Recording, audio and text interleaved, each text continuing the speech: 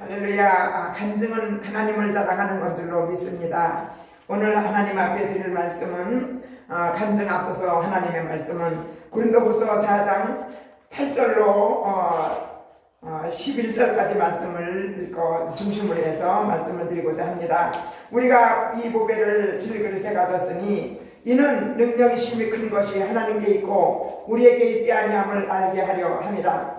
우리가 사방으로 우겨쌈을 당하여도 쌓이지 아니하며 답답한 일을 당하여도 낙심하지 아니하며 핍박을 받아도 버림받지 아니하며 거꾸로 찌림을 당하여도 망하지 아니하고 우리가 항상 예수 죽이는 것을 몸에 짊어지면 예수의 생명도 우리 몸에 나타나게 하려 함이라. 우리 산 자가 항상 예수를 위하여 죽음에 넘기움은 예수의 생명이 또한 우리 죽을 육체에 나타나게 하려 함이니라. 아멘. 이 말씀을 중심으로 해서 하나님의 살아계신 저에게 역사하신 간증의 말씀을 전해드릴까 합니다.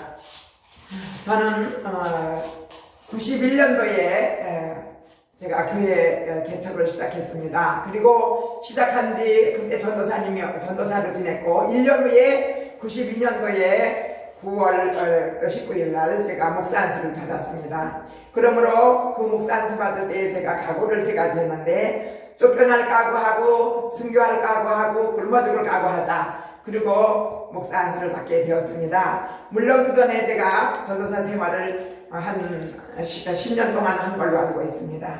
교육 전도사를 해서 정말로 어마어마하게 많은 어린이들을 주께로 인도하는 그런 일도 하나님께서 하게 하셨는데, 특별히 하나님께서 교회를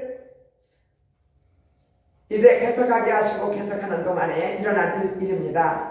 이제 안방에서 제가 7년 동안을 학생들하고 초등학교 4학년 학생 하나 하고 중학교 2학년 학생 셋하고 이렇게 해서, 그것도 설립 예배도 못 드리고 어느 게 아니라 저 용현동에 있는 학원에서 수학 같은 거 가르치는 학원에서 학원 선생님을 또 잘 알게 되어서 거기서 하라고 해서 주일날만 오전 예배만 거기서 아이들 넷을 데리고 예배를 드리기 시작을 했습니다. 그게 제가 목회 시작한 시작입니다. 그렇게 따지고 보면 올해까지 꼭 32년 됩니다. 그런데 이제 1년을 이런저런 그럭저럭 보냈는데요. 참 하나님은 역사하시는 게 참 희한하더라고요. 근데 제가 지금 저의 그 집이 됐는데 그 집에 작은 방에 제가 전세로 들어갔습니다. 250에. 근데 그 안에 안채에 어떤 할머니가 들어와서 사는데 이 할머니가 얼마나 심술이 많은지 우리 집이라 그러면서 날 보고 얼마나 발세라는지 말도 못했어요. 그래서 내가 어떻게 이길까 생각하다가 그러면 내가 고구마 날 때는 고구마를 한 관, 감자가 날 때는 감자가 한 관 이렇게 사다 드리면서 친절하게 했는데도 불구하고 이 노인네가 그렇게 나를 발세를 하니까, 아니 우리 집이래요. 자기 집이라는 거예요. 자기가 전세를 안방에서 살기 때문에. 그럼 나는 안방에 살기 때문에 나는 나그네라는 거죠. 그래서 이제 그러거나 말거나 제가 친절하게 하면서 화를 하나도 안 내고 하나님께 기도만 하고 있었는데요. 그 할머니한테 어떤 일이 벌어졌는가 하니 얼굴에 막 그냥 시커먼 종기가 나기 시작을 했어요. 온몸에 종기가 나기 시작을 했는데 가서 점하고 물어보니까 그분들은 점하는 분들이니까 거기서 오래 살면 죽는다고 이사를 가라 그러더라는 겁니다. 그래서 그분이 이사를 가게 됐어요. 그래서 이사를 하나님이 시켜 보내시더라고요. 그런데 이사를 안 가면 되면 죽는다니까 무섭잖아요. 그러니까 이사를 갔는데 얼마나 심술이 많은 거 하니 이사 간 다음에 보니까 내가 멀리 갔더라면 아마 수도세 물세가 많이 나왔을 거예요. 불세가 전기 다 틀어놓고 수도를 다 틀어놓고 나갔더라고요. 그래서 내가 들어가서 다 끄고 그러고서 장관 놓고 이러고 이제 있었는데 하나님께서 그 안방으로 또 저를 들어가게 하셨어요. 그래서 안방에 들어가서 이제 제가 목회를 시작했습니다.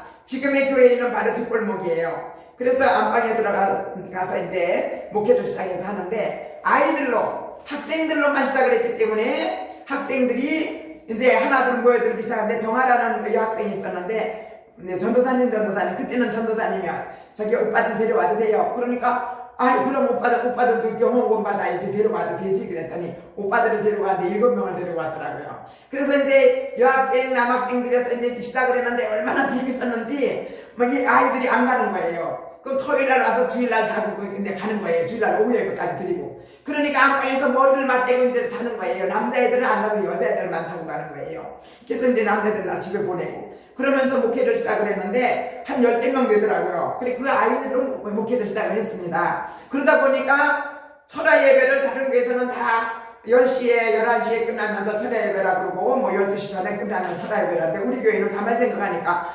금요일날 철야 예배를 드리니까 이 애들이 졸고 그 다음에 공부 못하고 또 직장 나가는 분들은 또 아니 졸아서 손 같은 데 다치면 큰일 나겠더라고요. 그래서 물론 하나님께서 도와주면 괜찮겠지만 그러면 주일날, 토요일날 새벽 예배를 쉬어야 되더라고요. 그래서 가만히 기도하는 중인데 그러지 말고 토요일날까지 새벽 예배를 5시에 그대로 하고 토요일날 밤 11시 반에 시작해서 12시 반에 끝내라. 그리고 주일날은 늦게까지 살아 그래라. 그러면 되지 않겠냐 이런 마음이 오더라고요. 아, 참 좋은 방법이구나. 그랬더니 다 좋아해요. 아이들도 좋아하고 몇몇 어른들도 너무너무 좋아하고. 그래가지고 이제 그 어른들도 한 서너 분이 나오셨는데 그분들이 나오는 이유가 있었어요.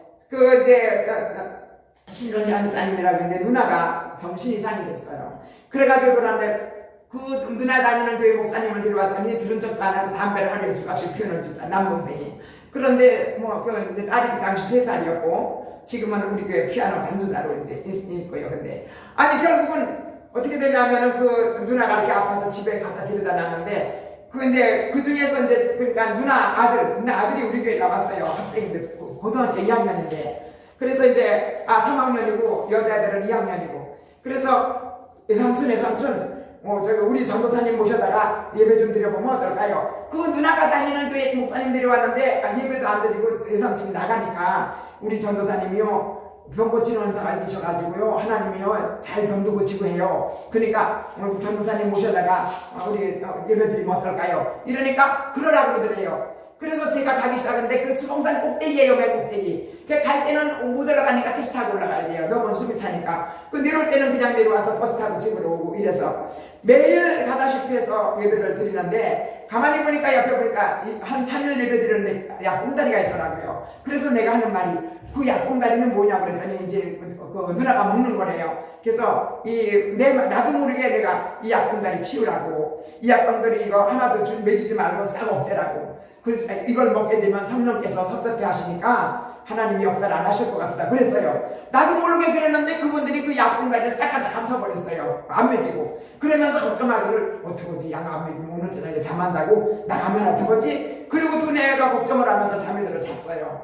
근데 놀랍게도 하나도 나가는 걱정도 안 하고 아주 잠도 잘 자고 밥도 잘 먹고 그때부터 하나님께서 역사를 하시는 거예요. 그래서 누나가 깨끗이 25일 만에 치유가 됐어요. 25일 동안 기도를 하고 25일 하여튼 30일 만에 집에 들어가서 저 검단인데 집이 누나 집에 들어가 밥을 먹으러 오라 해서 갔더니 진수성찬을 차려놨더라고요. 그래서 이제 동생 내외 이제 그때 3살 먹은 딸 이제 4살 먹은 아들 5살인가 그렇게 먹은 아들 데리고 저랑 가서 아주 막 저녁을 잘 먹고 왔습니다. 그러므로 이제 그 누나하고 이제 누나네 식구하고 그 다음에 이제 그 집사님 식구하고 이러고 저희 교회를 와서 믿음 생활을 잘 하는데 7년 만에 그 후로 7년 만에 지금에 있는 주한샘물교회 주한이동에 있는 주한샘물교회로 나왔습니다.